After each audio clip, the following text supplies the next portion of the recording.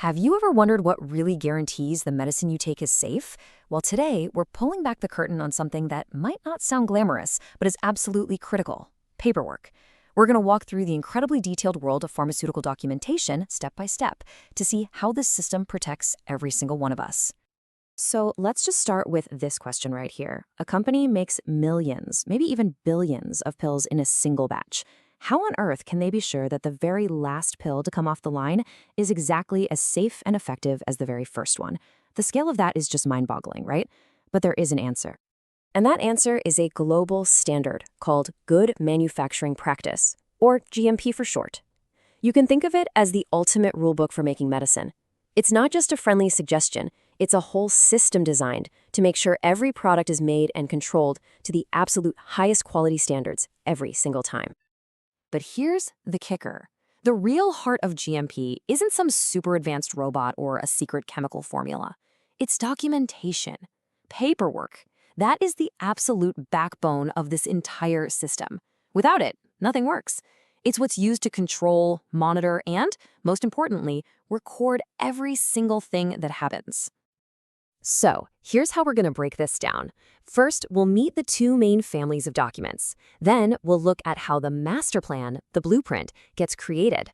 After that, we'll see how these rules actually play out on the factory floor. And finally, we'll talk about the surprisingly long life these documents have. Okay, first things first. Every single document in this entire system can be sorted into one of two categories. And the easiest way to think about them is like this. You've got a recipe book and you've got a kitchen diary.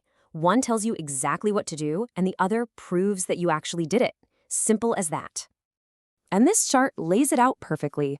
On the left, you have instructions. These are your directions, your requirements, your recipe. This is all about what you're supposed to do. And on the right, you have records and reports. This is the evidence, the history, the diary. This is the proof of what was actually done, who did it, and when. So what do these recipes look like in the real world?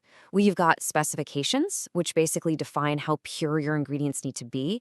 You've got the manufacturing formula, which is literally the list of ingredients and how much of each to use. And then you have the really detailed playbooks, like processing instructions and SOPs, or standard operating procedures. These tell you how to do everything, step by step, from making the drug to cleaning the machines. Now for the diary side. The star of the show here is the batch record. This document tells the entire life story of one batch of medicine from start to finish. Then you have things like certificates of analysis, which prove it passed all its tests, and logbooks that track every time a piece of equipment was used or cleaned.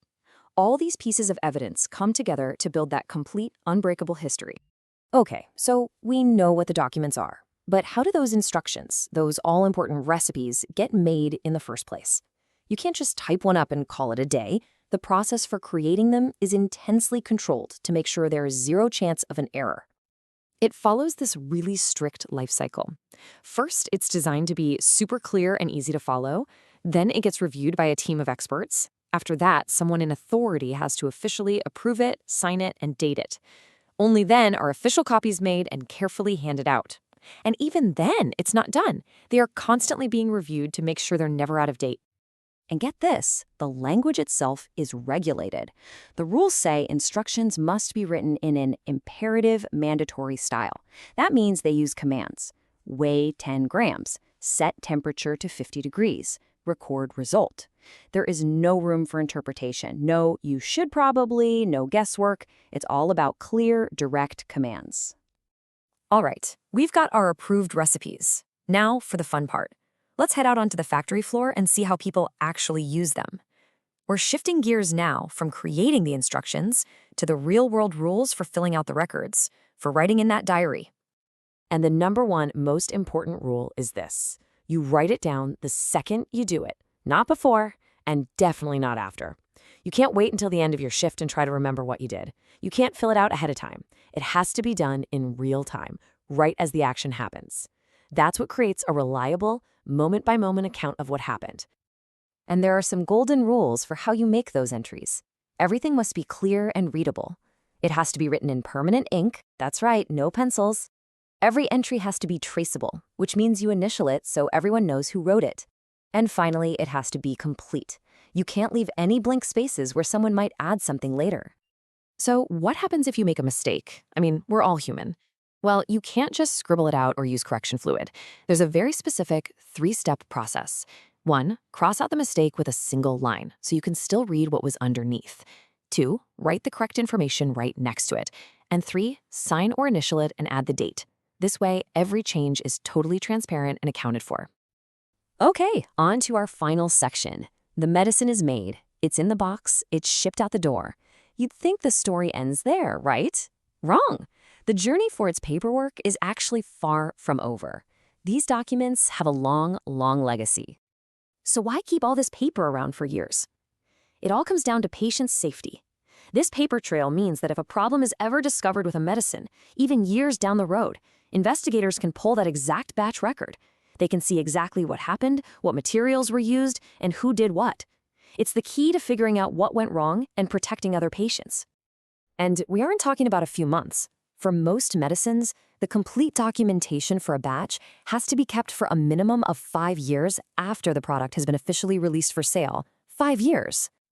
Here's a quick breakdown. For normal medicine you'd buy at the pharmacy, it's 1 year past the expiration date or 5 years after it was released, whichever is longer. And for drugs that are still in clinical trials, the records have to be kept for at least 5 years after the entire study is over. So this information sticks around for a very long time. So if you take one thing away from all of this, let it be this. Every single pill, every single dose of medicine has a detailed, verifiable paper trail behind it. It's proof that it was made exactly the way it was supposed to be. It's what guarantees that the millionth pill really is just as safe as the very first. And that brings us to one final, really interesting question for the future. We've been talking about paperwork, but so much of this is moving into the digital world. The principles are all the same, but the technology is changing. So how do we build digital systems that can protect these absolutely critical records and keep them readable and secure, not just for 5 years, but for decades to come? That is the next big challenge in keeping us all safe.